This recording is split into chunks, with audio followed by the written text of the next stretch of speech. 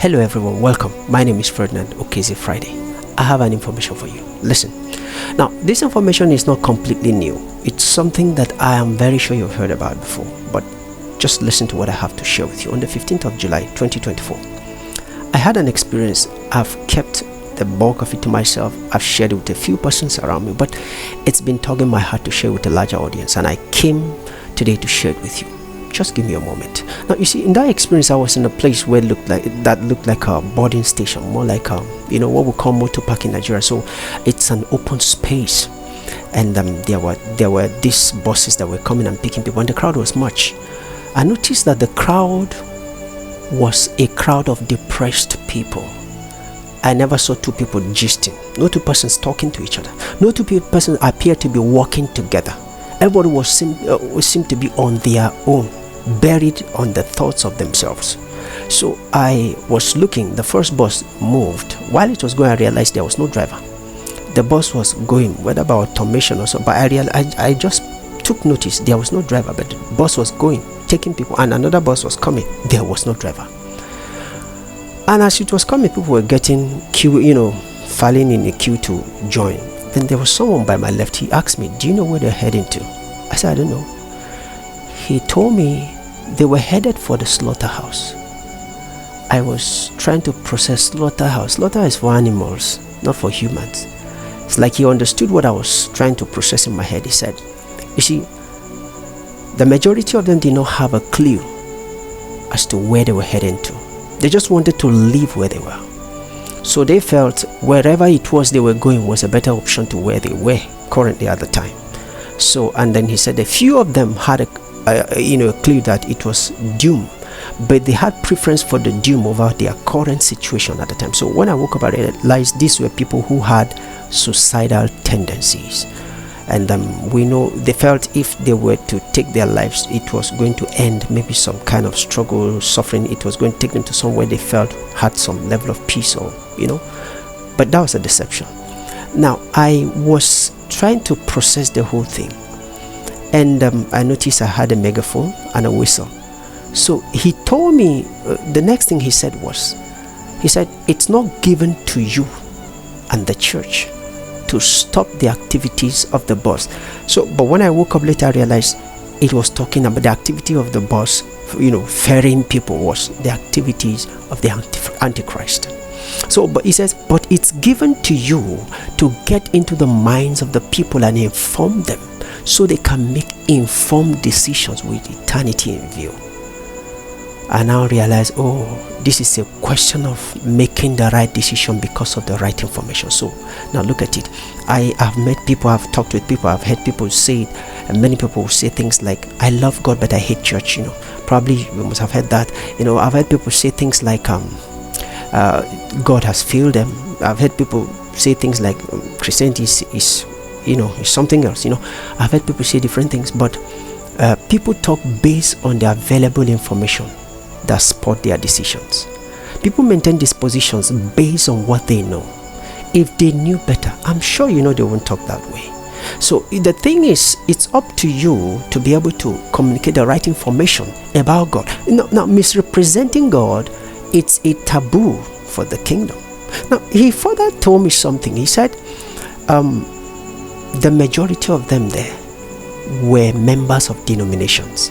You understand what that means, right? They are members of churches.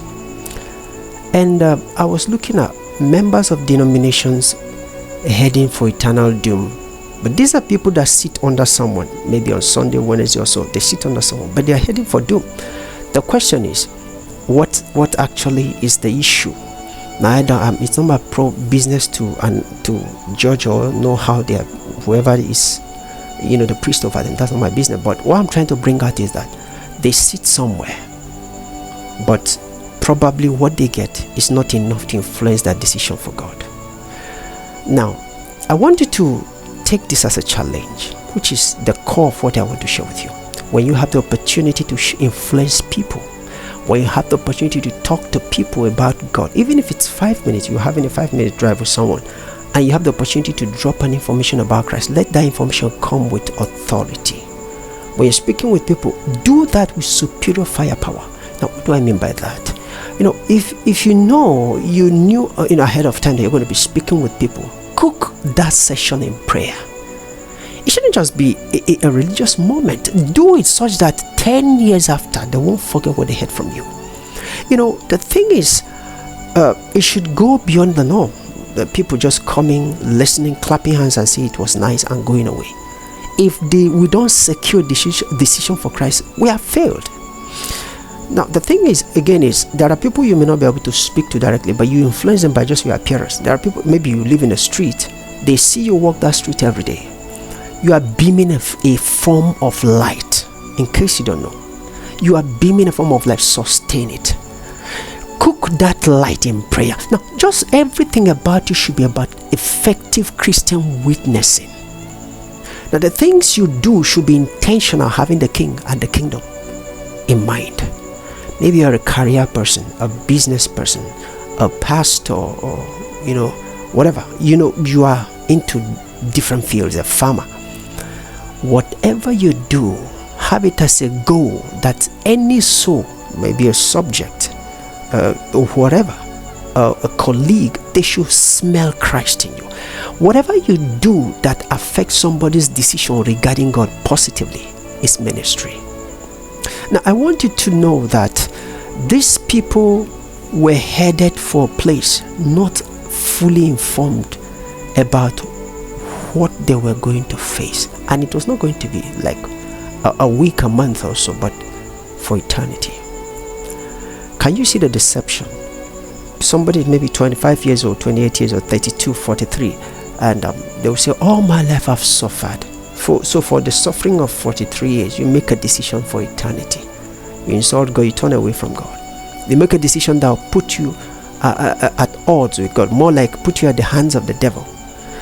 Listen, it's possible organized church setting has failed you. Maybe, who knows if it really did, but if it ever did, understand that God never fails.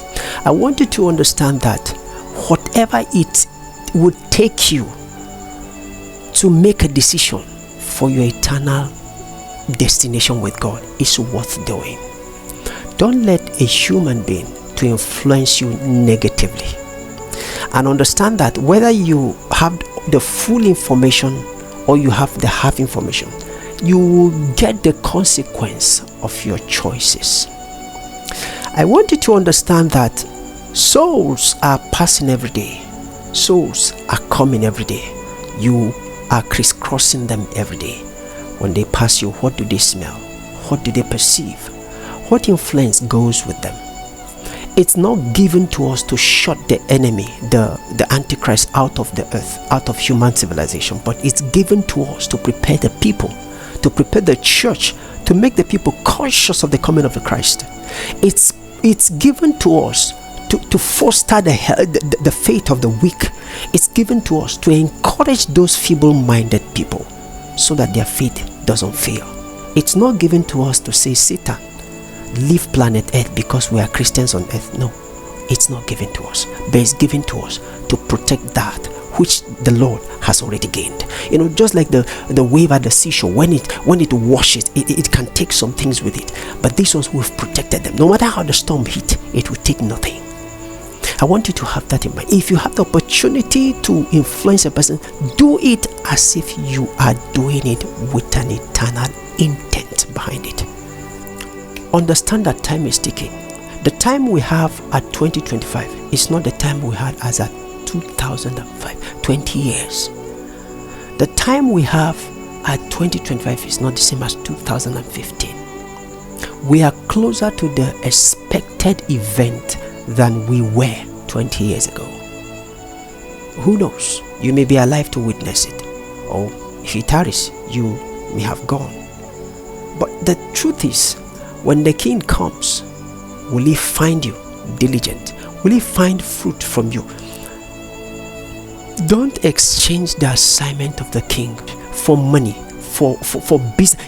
You can pursue life, career and everything to a point that you forget that you are actually an eternal seed sent to the realm of time to manifest Christ. Don't live like you are planning to build your nest on earth as if you don't care about heaven. Live like somebody who has a king and a Lord. My name is Ferdinand Okeze Friday. I'll come your way next time. But until then, may the blessings and peace of God stay with you. God bless you.